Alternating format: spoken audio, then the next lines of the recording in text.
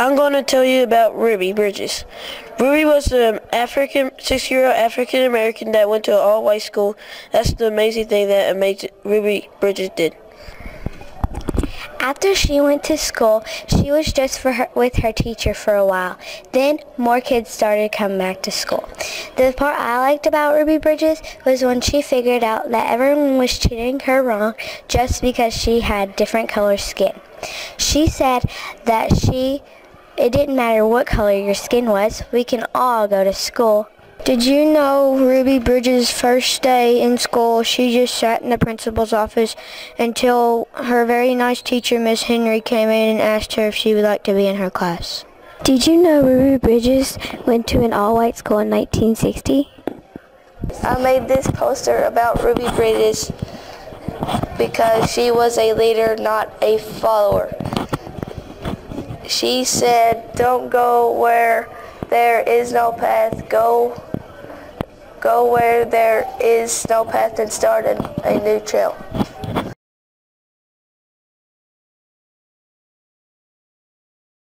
Our famous African American is Gabby Douglas. We did some research on her, and here are some quick facts about her. Gabby Douglas was born on December 31st, 1995 in Virginia Beach, Virginia.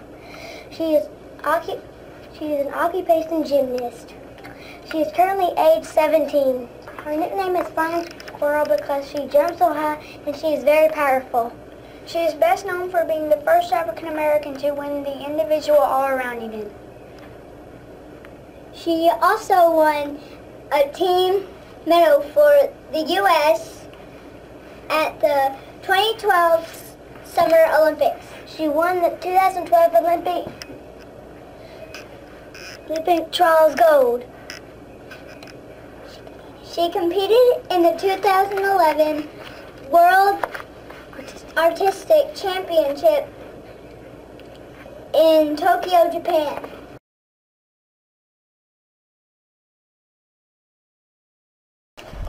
Black History Month honors Michael Jordan. American basketball star Michael Jordan was born on February 17th, 1963 in Brooklyn, New York.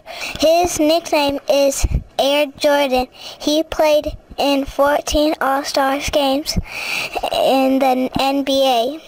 He has 2 slam dunk titles. He played in 1,251 total games, including regular season and playoffs.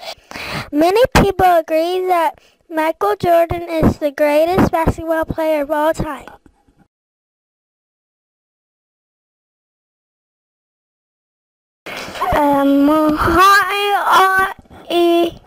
He's a boxer, he's a strong guy, and he's a nice one. Float like a butterfly. Be like a bee. Bee, bye-bye. Because of his quote, right?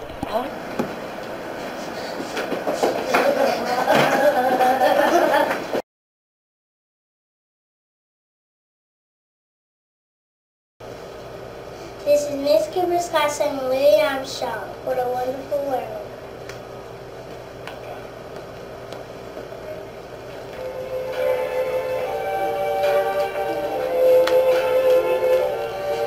See trees of green, where roses too, happy and blue, for me and you. And I think to myself, what a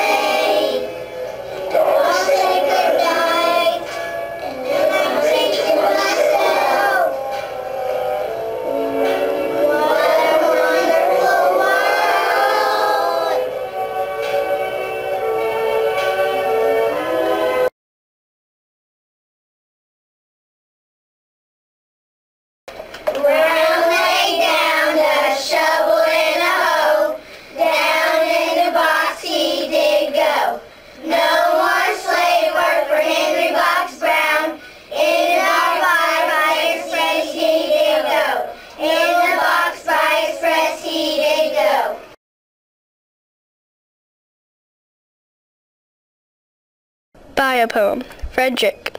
Brave, smart, caring. Maternal grandma.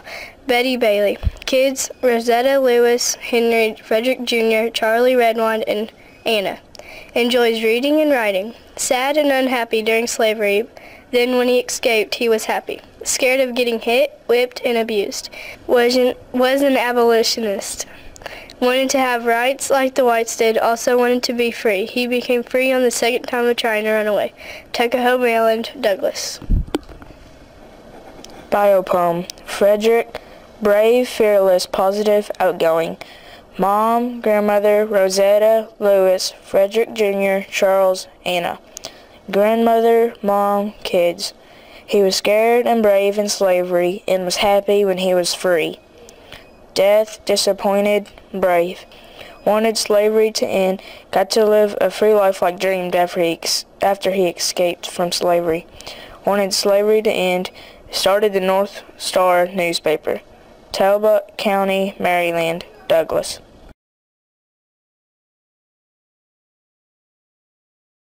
Thurgood. Smart, one-of-a-kind, talented, outgoing. Father of Thurgood Jr. and John Marshall. Husband of Vivian Buster Bure and Cecilia Suyat. Son of Norma Marshall and William Marshall.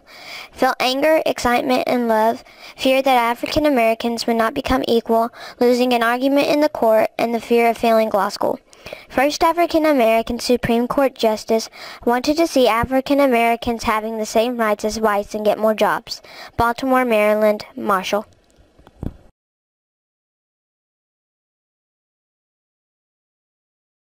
Bio poem. Sojourner. Loyal, outgoing, brave, and intelligent.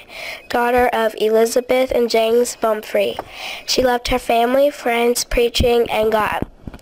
Joy in preaching to her church members, love in God, and bravery in standing up for what's right. 3 fears she had are slavery, getting taken away from her birth parents, and living with people she barely knew.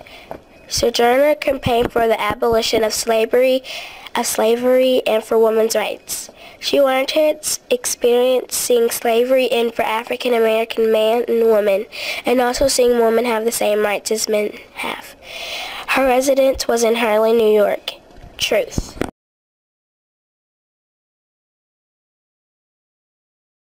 The Courageous Story of Jackie Robinson by Miss Clemens' K1 class. Jackie Robinson was born in 1919. He went to college at UCLA.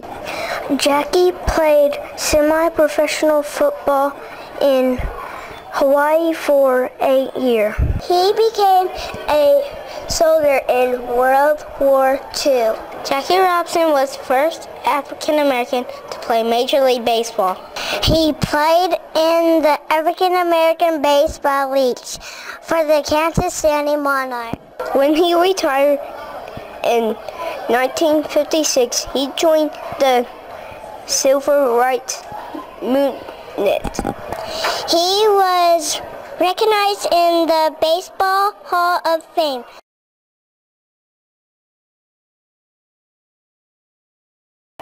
Willie Mays was born in Westfield, Alabama on May 6, 1931. Willie's parents knew he would be an athlete just like them because he started walking at only 6 months old. Willie's dad began teaching him how to play baseball at the age of 2. By the time he was 13, he was playing on a semi-pro team called the Gray Sox. When he was 15, Mays was asked to play on an all-African American team since teams were segregated by color then. He played for the Birmingham Black Barons and was paid a salary of $250 a month. Jackie Robinson had broken the color barrier in major leagues, and now Willie would be allowed to join the major leagues. A scout from New York Giants came and offered Willie a contract to play for a smaller team while he waited to be a part of the New York Giants. He was only 19 at this time. Soon Willie Mays moved up to the real New York Giants team, and his career took off. He was now the starting center field for the team. He was named Rookie of the Year after his first season. Willie Mays is known for his amazing catch during the first game in the 1954 World Series. He ran all the way to the fence and caught the ball without even looking back to see where it was. Willie was the first player in history to hit more than 50 home runs in a single season. He led the National League in triples, and he was second in stolen bases. He hit 660 home runs while he played. He received the Gold Glove Award 12 times and the Most Valuable Player Award 2 times.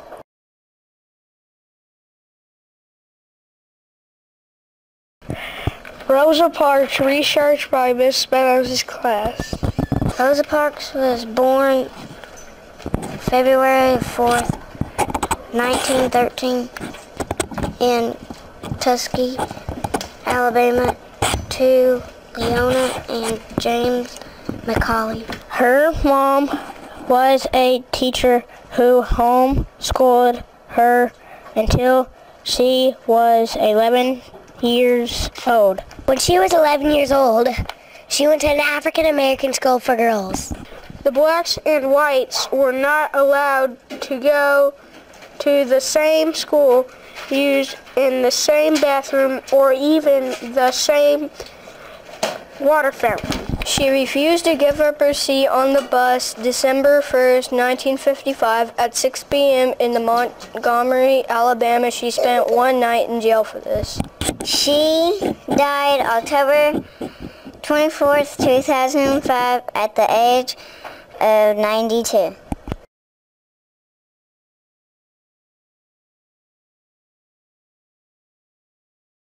She was born in Washington, D.C. on June 3rd, 1904. As a child, he went to a black-only school and worked as a paper boy. Charles Dr. Drew became interested in medical fields after his sister died from tuberculosis. Charles' teacher, Dr. Betty, was interested in blood transfusions. He learned a lot from her. Dr. Drew discovered a way to keep blood longer. He found that if you separated the red blood cells from the plasma, it could be refrigerated and be combined back when it was needed. He also discovered that some blood types could be given to anyone and that plasma could be used by anyone. He is honored as one of the top 100 greatest African Americans.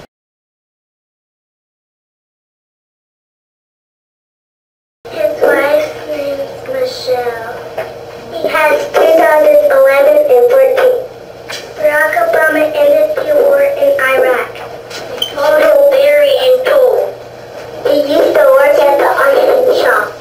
He wanted to be a basketball player when he was young. He read every time comic book. He collects Spider-Man comic books. Sometimes he runs 10 miles a day. He cooks chili. He plays Scrabble.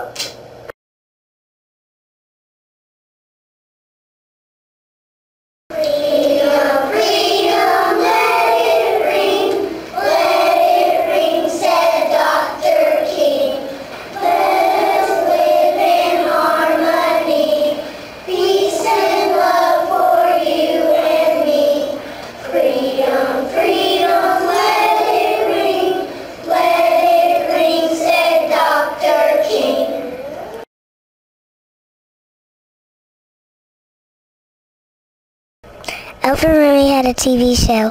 Oprah Winfrey helps other people. Oprah Winfrey has dogs.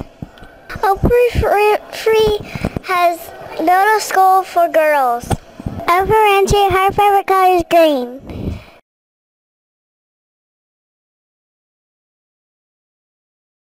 George Washington Carver had a dream. He wanted to help poor farmers. He learned all he could about soil and crops. He taught farmers what to plant. He taught farmers that planting peanuts and sweet potatoes would enrich the soil. He taught people how to help themselves.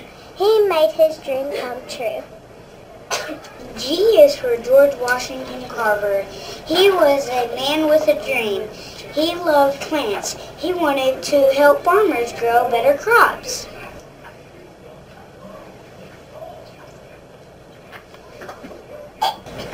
W is for work. George worked hard for his family. He lived with, he cooked, he washed, and mended clothing. He was not very strong. Even his voice was small and squeaky, but he always worked hard. He had to earn money to pay for his school. C is for crop rotation. Most farmers were used to planting just one crop, cotton. As time went by, the soil became unhealthy. Farmers could hardly grow anything. George taught farmers how to make the soil healthy again. They would plant cotton one year and peanuts or sweet potatoes the next year. This is called crop rotation. It kept the soil strong and healthy. Thank you, George Washington Carver!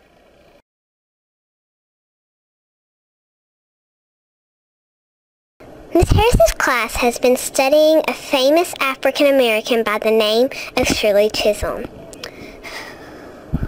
Here are the facts we would like to share. Shirley Chisholm was born on November 30th, 1924. Her grandmother lived in Barbados, which is an island in the Caribbean Sea. Shirley lived with her grandmother for 7 years. Shirley Chisholm made it to the National Women's Wall of Fame in 1993. Shirley survived 3 assassination attempts. She said something like this: "You never make progress by standing on the sidelines." In 1969, she was the first black woman to be a member of the United States Congress. 3 years later, in 1972, she ran for nomination to be president. She served 7 terms in Congress. Shirley Chisholm was a teacher and director at a child care center. Shirley had 2 brothers and 3 sisters. She published 2 books.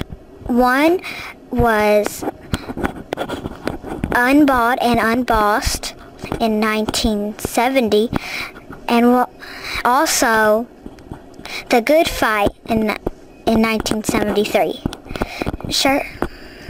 Chisholm died January 1st, 2005. Her death is unspecified.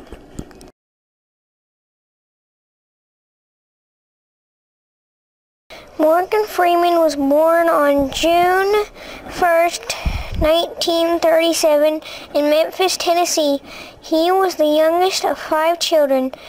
His father was a barber and his mother was a school teacher. His parents had to go to Chicago to look for work, so he lived with his grandmother until he was 6 years old.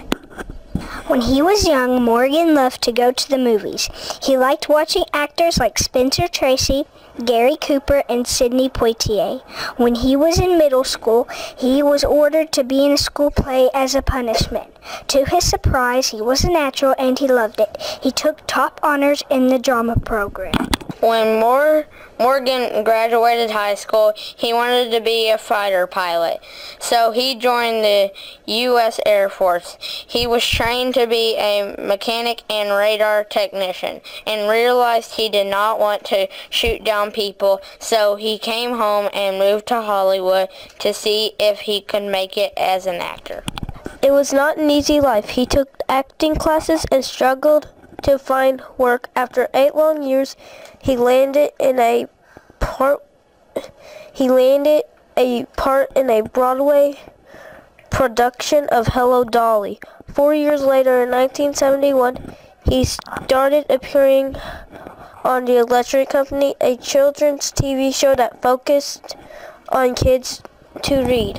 Freeman has been in over 67 movies. He narrated over 33 documentaries.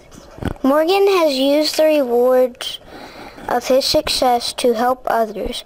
He started Rock River Foundation, a group that has donated millions of dollars to provide science education materials for public schools. Morgan Freeman is an example of determination and hard work. He never gave up and he followed his dream.